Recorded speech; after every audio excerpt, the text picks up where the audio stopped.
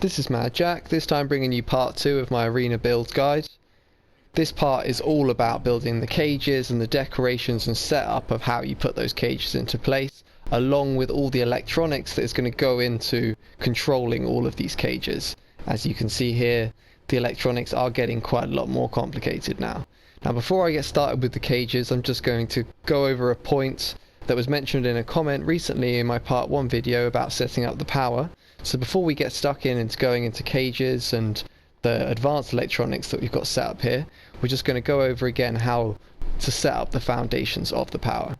Now the first thing that you're going to need to do is, once you have your power supply set up, you need to immediately send power directly to these 2 power pylons that you have here. Now the way that we are controlling our power in this base is that nearly all power needs to be switched on and off at all times. The rest of the power you need to isolate.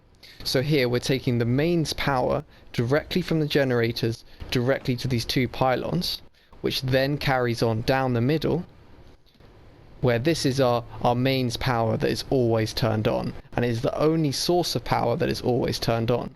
You'll see here, to light this section up here with these lights and the signs, all I'm doing is I'm extending the ceiling conduit slightly further forward so that they will then activate all of these. Same can be said for here and here.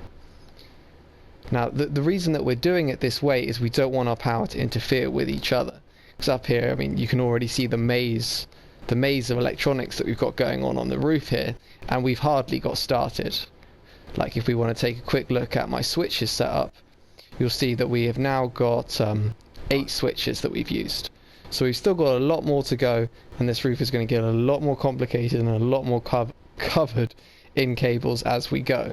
So fundamentally, before you get anything started, you need to have the control station set up exactly like this.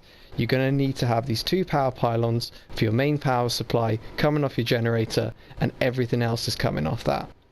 Now when it comes to setting up the switches, if you're having a problem setting up the switches, something I didn't go over is you need to make sure you don't have the balcony railings in place before you put the switches down. The same can be said for putting down cages, for putting down anything. You're going to need to make sure you don't already have the walls in place, because the walls will cause you to have to bring the cage further forward. So what you're going to do here with the switches as well with the cages is make sure you don't have the railings down first, and then you should be able to line these up really nicely, like next to each other, so they're literally, in a few instances here you'll see that they're literally clipping with each other. The reason I've been able to do that is there's nothing else in their way, in front or behind them. So you'll put those switches down before the terminal, before the counter, anything else. Just get your floor down, get all your switches down, and the 2 power pylons, and then you're going to be ready to go in terms of setting everything else up. Alright, so let's get started with part 2 of what this video is all about, which is the cages. Now here with the cages, I'm trying to do something a bit different to what everyone else has done. I've seen a lot of arenas out there where people just have cages just set up out in the open, and the enemies all charge out of their cages and then get overwhelmed. As for example, gunners are not supposed to fight out in the open up against deathclaws or whatever else you're throwing up against them. Gunners need to take cover. So here, if we take a look at the gunner cages, what I've done here is I've given them this bus behind, so they can take cover in here if they need to, or if they want to get more involved at the front, they can fight from here, from behind all this cover, and sort of weave in and out, pop in and out, just as you would expect gunners to do. This is a much better way of doing things, and I think it's going to work really nicely once the arena is fully in operation. Same can be said here for the raiders. I've done the same sort of thing here, just with a slightly different design. You know, mix up how you like with your own designs, how you want to put these together. But I think that doing something like this is going to be a lot of fun, and something a lot of you guys should be trying to do with your arenas as well. Kind of is going to add a lot more immersion and a lot more realistic feel to your fights. So you can imagine here, once we've got everything switched on and going, we're going to have gunners fighting from in here against the raiders here, and then we're going to be able to unleash other sections of it. So you want to unleash mole rat madness, all of a sudden they're getting swarmed with mole rats, but the mole rats can't overflow them, they've got to come in through the door. Same to be said with the death claws, Yaogwai, mutant hounds. Everything's got to funnel through how it would fight more normally, and I think that what that's going to do is it's going to extend the battle experience a lot. It's going to make the battle a lot more enjoyable, a lot more long-lasting, and really just increase the fun factor of the whole arena build entirely. So if you want to put down your cages like this, the first thing you're going to need to do is you're going to need to just place down all the cages along the back, making sure you don't have the walls in place, as I mentioned before, because that's going to have to force you to bring the cages a lot further forward. So place your cages down as far back as they can go, so they're almost touching where the wall would be, but not quite. Make sure you can still put the wall in behind it.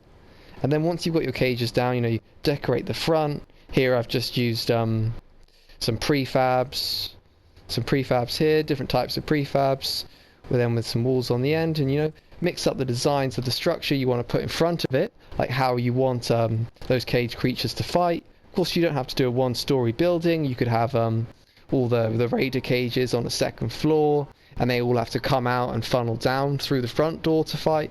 But I say try and do things like that with your arena. Don't do what a lot of people are doing, where you just have cages out in the open, because that's just not realistic. That's not how these enemies would fight each other. Let's take a little bit more of a look at some of the other sections I've done here. Release the hounds. This is the mutant hound cages. So these guys can all just funnel out into the arena here. And you can see this is the sort of principle I've tried to go for here. I've tried to contain everything in its own section.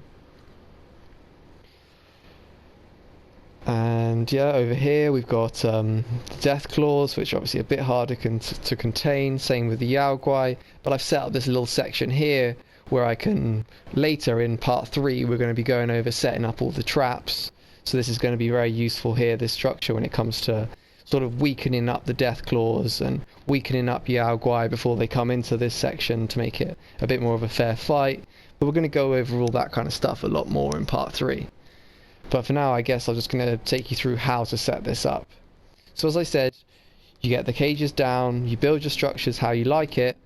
Now, try not to use any powered lights in this section. You'll notice I'm using a lot of these decoration lights, as you just don't want your power to be interfering with each other. Even here when I'm using these things, that's only because as I mentioned, I'm sending the power along the roof. Because what you're going to need to do once you have your cages set up is just like we did with the powered doors, is you're going to link all your cages together of the same type. So here we've put all our gunner cages together, then we're taking the power up to the roof, and then we're running it along its line, all the way here to the second switch, finally ending on the power pylon. Now this principle you're just going to repeat for all your different cages set up. So here with the raiders, it's the same thing. Power's going up, following along its individual line, all the way to the switch, then ending in the power pylon. Now, something else I decided to do here, as opposed to my earlier arenas, is to just label the switches a bit more heavily. As there's so much going on here, I felt that just labeling the switches with C for cages, D for door, T for traps isn't going to be enough for us to understand what's going on when we're trying to operate this arena. So instead, I've added an extra character. So here to control gunner cages, we've got a GC, hound cages, HC, Yaoguai cages, YC, and so on. You get the idea. Now another thing that I've done here with this base since part 1 is I decided to extend the area above from the arena contestant rooms into a viewing area, and also just close everything off so that no enemies can ever get up here to the control station. These stairs here are just temporary stairs that I have in place to enable me to more easily get back and forth when I'm working on things.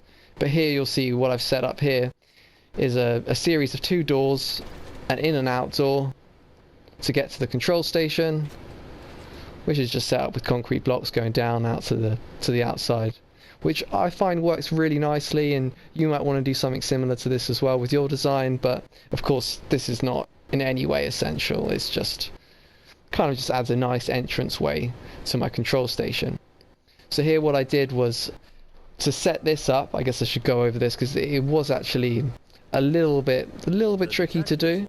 But if you followed closely from last time and you set things up in exactly the same way, you're going to be able to extend this very easily like I did.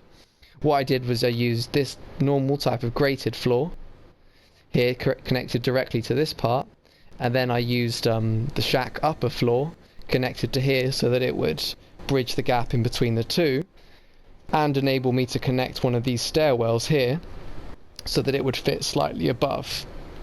As you can see here, of course, this is slightly higher, this is slightly higher, so we can connect this stairway going down here. So this way you can only access the power room, which is eventually going to be filled with generators, through the control station, which I think works much better, and as I said, is something you may want to do as well with your design. So that pretty much covers it for this step. I mean, this is a section that's going to take you quite a lot of time to do. This took me a good few hours or so to set this up this intricately, but of course it's up to you how far you want to go with this, like how intricately you want to set up all the individual areas. But I had a lot of fun setting it up with this way, and I can't wait to see the sort of fights it's going to create. So if you've got the time and this is something that interests you, I definitely recommend going down the same route with setting up your arena. I feel like it's just going to add so much more to the fight, and no one else is really doing anything like this with their arenas yet. I mean, I scour YouTube a lot for what other people are doing with their arenas, and I've seen some great designs, but nothing like this where you're sort of giving each enemy their own sort of housing and cover and fighting area. I think that's just going to add a lot to things. And here with all the cages, if you're struggling to get what you need for the cages and you didn't see some of my earlier videos, then definitely check out my video which is titled Unlimited Death Claws, because that's also going to explain how to get unlimited Yao Guai cages and unlimited Mutant Hound cages. Is all explained in that video. Now, the one type of cage I'm having real trouble with is the mole rat cage, because you need rad roach meat to make these, and rad roaches are just annoyingly rare in the Commonwealth, just outrageously rare. I spent a couple hours scouring the wastes for rad roach meat, and this is all I've got, so I'm hoping I'm going to fill it up eventually. But realistically, I would recommend not using mole rats in your base. I mean, mole rats are pretty pointless anyway, they're going to get taken out so quickly. I just wanted to do another small cage, and realistically with the small cages your only options is the mutant hounds, the mole rats and the dogs, and dog cages are just as annoying to build, having to collect the canned dog food. So really quickly and easily putting down cages, you're going to be going for mutant hounds, Yao Guais and death claws. As I've explained in my earlier video, those are all so easy to get, no problem.